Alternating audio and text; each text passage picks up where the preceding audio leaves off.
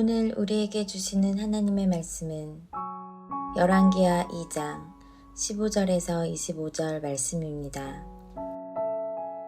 맞은편 여리고에 있는 선지자의 제자들이 그를 보며 말하기를 엘리야의 성령이 하시는 역사가 엘리사 위에 머물렀다 하고 가서 그에게로 나아가 땅에 엎드려 그에게 경배하고 그에게 이르되 당신의 종들에게 용감한 사람 50명이 있으니 청하건대 그들이 가서 당신의 주인을 찾게 하소서.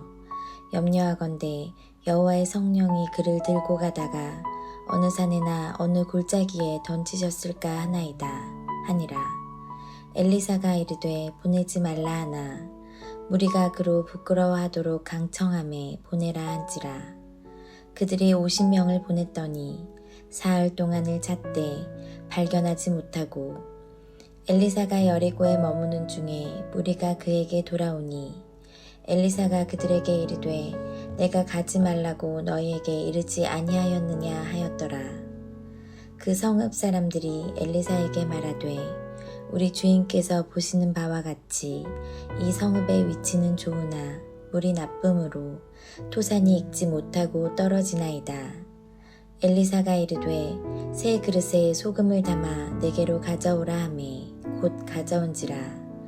엘리사가 물 근원으로 나아가서 소금을 그 가운데에 던지며 이르되 여호와의 말씀이 내가 이 물을 고쳤으니 이로부터 다시는 죽음이나 열매 맺지 못함이 없을지니라 하셨느니라 하니 그 물이 엘리사가 한 말과 같이 고쳐져서 오늘에 이르렀더라. 엘리사가 거기서 베델로 올라가더니 그가 길에서 올라갈 때에 작은 아이들이 성읍에서 나와 그를 조롱하여 이르되 대머리여 올라가라 대머리여 올라가라 하는지라. 엘리사가 뒤로 돌이켜 그들을 보고 여호와의 이름으로 저주하매 곧 수풀에서 암곰 둘이 나와서 아이들 중에 42명을 찢었더라. 엘리사가 거기서부터 갈멜산으로 가고 거기서 사마리아로 돌아왔더라.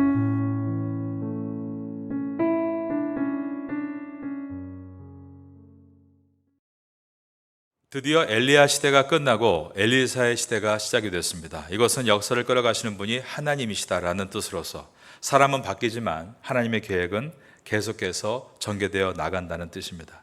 우리는 사람이 바뀌면 일이 안 될 것이라고 생각합니다. 그러나 하나님의 일들을 계속 해나가다 보면 놀랍게도 사람이 바뀌어도 하나님이 계획하신 일은 계속 이어진다는 것을 알게 됩니다.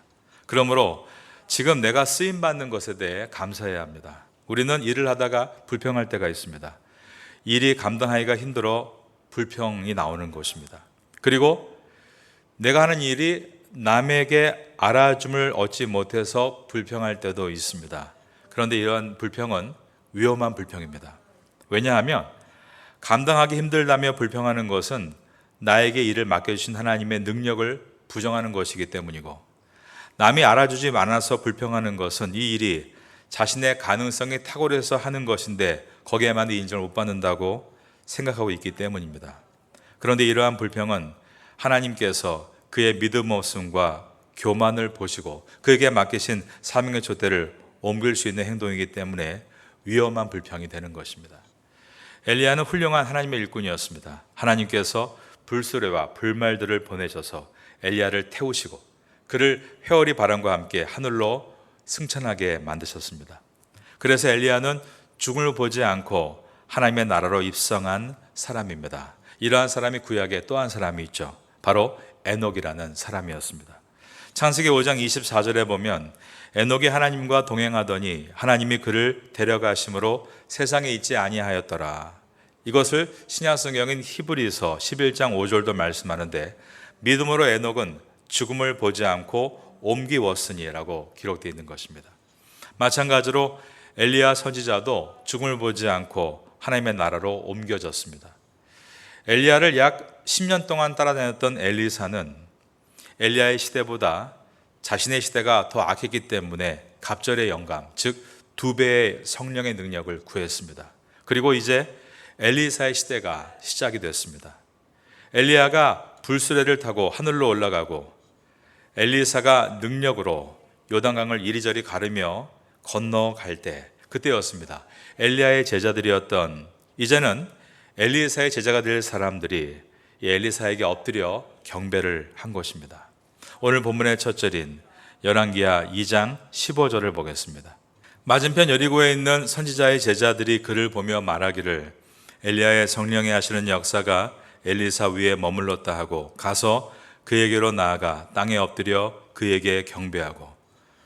엘리야의 제자였던 그들이 엘리사에게 엎드려 그를 경배했다는 것은 이제 그를 하나님의 선지자로 인정한다는 뜻입니다. 16절을 보면 그들은 엘리사에게 자신들을 당신의 종들이라고 표현합니다. 그에게 이르되 당신의 종들에게 용감한 사람 50명이 있으니.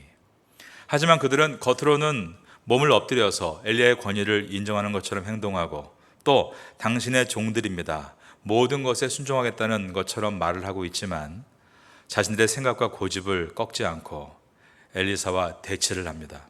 그 내용은 우리가 엘리야 선지자가 불수를 타고 올라갔지만 또 어디선가 떨어졌을지 모르니 50명을 보내서 수색을 하게 해달라고 요청한 것입니다. 여기 엘리사는 아니다, 보내지 말아라, 그는 분명 하늘로 올라갔다라고 말했지만 그들은 자기들의 고집을 꺾지 않았습니다. 17절을 보면 무리가 그로 부끄러워하도록 강청함에 보내라 한지라 라고 되어 있습니다. 그들이 얼마나 자신들의 생각과 고집을 관철시키려고 했는지를 보여주는 것입니다. 이와 같이 지도자로 부름받아도 처음에 리더십을 만들어가는 데는 많은 시간이 필요합니다. 우리 인간의 능력으로 하는 방법도 있겠습니다. 고미한 인격이나 또 여러 가지 기술을 사용해서 리더십을 갖기도 하지만 오늘 본문의 중요한 것은 하나님께서 엘리사에게 리더십을 부어주신다는 데 있습니다. 지금 이들이 이렇게 고집을 부리는 이유는 아직 엘리사를 진정한 자신들의 지도자로 권위를 인정하지 않기 때문이었습니다. 엘리사가 갑절의 영감을, 즉 2배의 성령의 능력을 구한 것이 바로 이 때문입니다. 선지자의 권위를 인정하지 않는 분위기 때문에 그는 그렇게 성령의 권능, 즉 하나님의 능력을 구한 것입니다. 결국 제자들의 주장은 틀렸고 50명이 3일 동안 산과 골짜기를 사사치 수색했지만 엘리야의 시신을 찾지 못했습니다. 그들이 엘리야의 시신을 찾아서 무덤을 만들려고 했던 이유가 무엇일까요? 엘리야를 향한 존경심이지만 또한 우리가 항상 뭔가를 기념할 때 비석을 세우거나 어떤 건물을 지을 때는 그것을 통해 자신들의 업적과 행위를 기념하게 하기 위해서입니다. 그렇게 하면 자기들의 권위를 높일 수 있기 때문입니다. 그렇게 하면 권위를 세울 수 있지만 과거에 머물 수밖에 없습니다. 우리 기독교의 권위는 100년 전에 평양 대부흥에서만 머물러서는 안 되고 50년 전 한국교회 부흥에서만 머물러서는 안 됩니다. 오늘 우리 시대에, 오늘 우리를 통해서 일어나게 될 부흥을 기대하고 그 주역이 되어야 하는 것입니다. 엘리야의 시대가 있었다면 그 다음은 또한 엘리사의 시대가 있어야 하는 것입니다. 여러분은 이 시대의 주역으로서 이 땅에서 귀하게 쓰임받게 되시기를 예수님의 이름으로 축원합니다.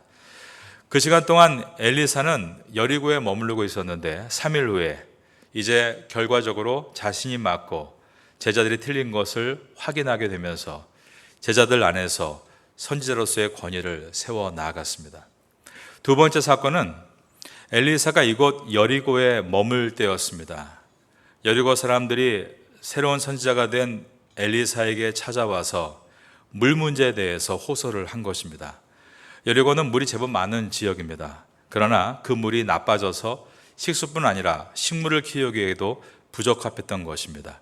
그 성읍 사람들이 엘리사에게 말하되 우리 주인께서 보시는 바와 같이 이 성읍의 위치는 좋으나 물이 나쁨으로 토산이 익지 못하고 떨어지나이다. 당신이 이제 선지자가 되었으니 이 문제를 좀 해결해 달라고 요청을 한 것입니다.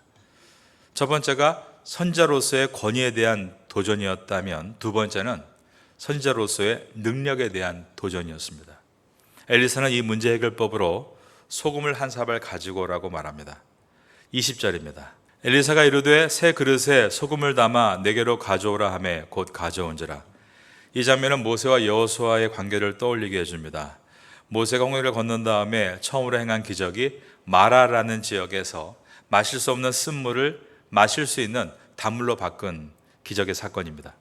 엘리사도 요단의 물을 가르고 건넌 후에 이 여리고의 물을 지금 고치고 있습니다. 홍해를 건넌 사건이 구원의 사건이었는데 엘리사는 물을 고치는 이 사건을 죽음을 이기는 사건이라고 선포합니다. 21절입니다. 엘리사가 물 근원으로 나아가서 소금을 그 가운데 던지며 이르되 여호와의 말씀이 내가 이 물을 고쳤으니 이로부터 다시는 죽음이나 열매 맺지 못함이 없을지니라 하셨느니라 하니, 소금의 효력이 있어서 물이 회복된 것은 아니었을 겁니다. 이것은 하나님께 지금 엘리사가 신령과 진정으로 예배를 드리고 있기 때문에 물이 회복된 사건입니다. 엘리사가 새 그릇에 소금을 담으라고 하는 말은 제사, 즉 예배를 연상시키고 있습니다. 그 당시에 북이스라엘에는 우리가 알고 있는 것처럼 베델과 단에 예배 처소가 있었습니다. 하지만 그 제단 안에는 금송아지를 세워놓았고 우상을 위해 제물을 제단 위에 올려놓고 있었습니다. 엘리사는 그곳에 가서 하나님께 예배 드릴 수 있었지만 그러한 더럽혀진 베델과 단이 아니라 이 작고 왜소한 도성인 여리고 안에서 그는 또 작고 왜소한 소금 한 사발을 가지고 예배를 드리고 있습니다. 여러분, 화려하고 많은 사람이 모여 있지 않다 할지라도, 비록 초라한 공간에서 소수가 모여 있다 할지라도 진심을 가지고 믿는 믿음을 가지고 하나님께 신령과 진정으로 예배를 드리면 하나님은 그 예배를 받아주십니다. 그리고 회복의 은혜를 부어주시는 것입니다. 먹지 못한 쓴물이 단물로 바뀌는 은혜가 있었던 것은 진정한 예배 때문이었습니다. 여러분은 이와 같이 진심을 다하고 정직하고 자신의 머리를 의지하는 것이 아니라 하나님의 영이신 성령을 의지하여 예배를 드리는 예배자로서 이 공간에서 또한 사회 모든 삶 속에서 나아가심으로 모든 영역 가운데 회복의 은혜를 맛보게 되시기를 예수님의 이름으로 축원합니다. 이처럼 하나님께서는 엘리사를 향해 선자로서의 능력이 있는가에 대해 도전하는 자들에게 그가 하나님의 선자인 것을 분명하게 능력으로 보여주셨습니다. 이제 세 번째 사건입니다. 세 번째 사건은 엘리사가 여리고를 떠나서 베델로 갔을 때 일어났습니다. 작은 아이들이 베델 성읍에서 나와서 엘리사를 조롱한 사건입니다. 23절입니다. 엘리사가 거기서 베델로 올라가더니 그가 길에서 올라갈 때에 작은 아이들이 성읍에서 나와 그를 조롱하여 이르되 대머리여 올라가라, 대머리여 올라가라 하는지라. 엘리사가 이 작은 아이들을 하나님의 이름으로 저주합니다. 그러자 곰 2마리가 나타나서 이 아이들 중에 42명을 죽였다라고 되어 있습니다. 24절입니다. 엘리사가 뒤로 돌이켜 그들을 보고 여호와의 이름으로 저주하며 곧 수풀에서 암곰 2이 나와서 아이들 중에 42명을 찢었더라. 아이들이 엘리사를 향해서 대머리에 올라가라, 대머리에 올라가라, 아주 듣기 민망한 말을 하며 비웃고 있습니다. 그래서 엘리사가 기분이 상해서 하나님의 이름으로 저주하고 그 결과 아이들 42명이 곰에 찢겨 죽였다, 그런 의미일까요? 우리가 이것을 읽을 때 이러한 겉으로 드러난 것만 이해하게 되면 받아들이기가 매우 어렵습니다. 이 본문은 이 상황을 잘 살펴봐야만 이해할 수 있는 말씀입니다. 지금 엘리사가 가고 있는 곳은 베델입니다. 베델은 그 옛날 야곱이 하나님을 만났던 곳이고, 그리고 야곱이 고통 중에 있을 때 하나님을 찾던 곳이 베델이었습니다. 야곱은 자기 딸 디나가 큰 곤욕을 당하고 그 일로 인해서 이방 나라들과의 큰 어려움이 있을 때 일어나 베델로 가자, 이 말은 다시 예배를 회복해야 한다는 뜻이었습니다. 그런데 북이스라엘의 왕이었던 초대 왕이었던 여로보암이 이곳에 황금 송아지를 만들고 제사하게 만든 후부터 그곳은 사악한 어둠의 도성이 되었습니다. 그 결과 그 성의 미래라고 할 수 있는 이 작은 아이들이 지금 엘리사를 조롱하며 배척하고 있는 것은 그들의 신앙이 얼마나 오염되어 있는가를 우리에게 보여줍니다. 여기에 작은 아이들이다, 성경 원어 나르라는 단어는 12세에서 30세까지를 지칭하고 있습니다. 그러니까 여기서 작다라는 뜻은 몸이 작다는 뜻이 아니라 그 성읍에서 나이가 많은 노년과 상대적으로 젊은 층에 속한 이들을 말합니다. 그런데 이들이 대머리에 올라가라라고 조롱하고 있는데 어디로 올라가라는 뜻일까요? 바로 그의 스승 엘리야와 같이 하늘로 승천하라라는 뜻입니다. 털이 많았던 엘리야가 하늘로 승천했는데 대머리인 엘리사는 하늘로 승천할 수 없다라고 조롱하고 있는 것입니다. 이것은 우상 숭배 도성 안에 있는 베델 사람들은 하나님과 멀어져 있고 하나님의 역사에 대해서 믿지 않고 있으며 하나님에 대한 어떠한 은혜도 구하지 않고 있다는 것을 보여주고 있습니다. 그러므로 하나님의 사람, 선지자를 무시하고 조롱하고 있는 것입니다. 어린아이들, 젊은이들, 이와 같이 다음 세대들의 모습을 통해서 이 베델이 보여주고 있는 것은 부모들 세대의 잘못된 믿음이 결국 이 도성에 있는 모든 미래를 다 날려버렸다라는 것입니다.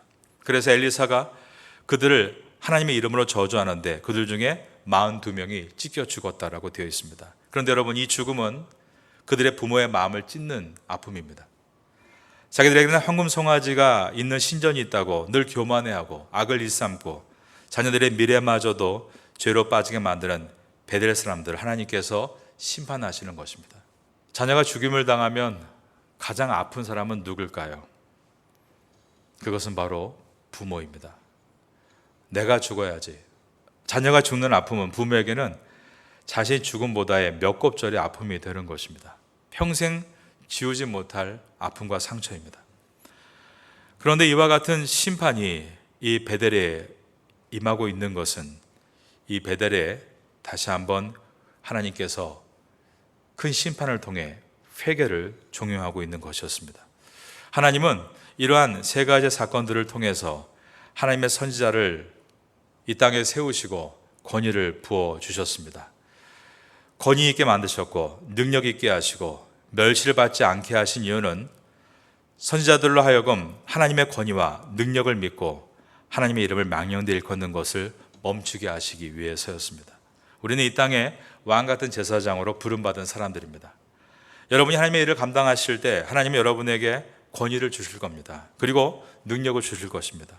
멸시를 받지 않게 해 주실 것입니다. 그러나 우리가 우리 스스로 잘못하고 본을 보이지 못함으로 권위를 잃어버리고 있고 하나님의 능력을 불신하게 만들고 있으며 그 결과 사람들에게 하나님의 교회와 성도들에 대해서 멸시를 받게 만들고 있다면 그 심판이 얼마나 크다라는 것을 우리는 베델성에 일어나고 있는 이 심판을 통해 잊지 말아야 할 것입니다.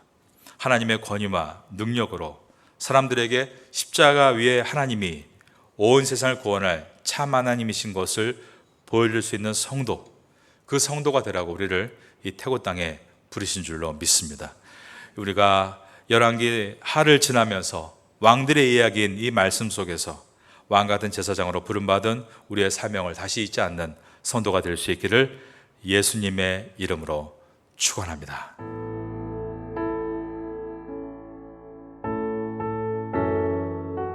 지금은 함께 기도하는 시간입니다.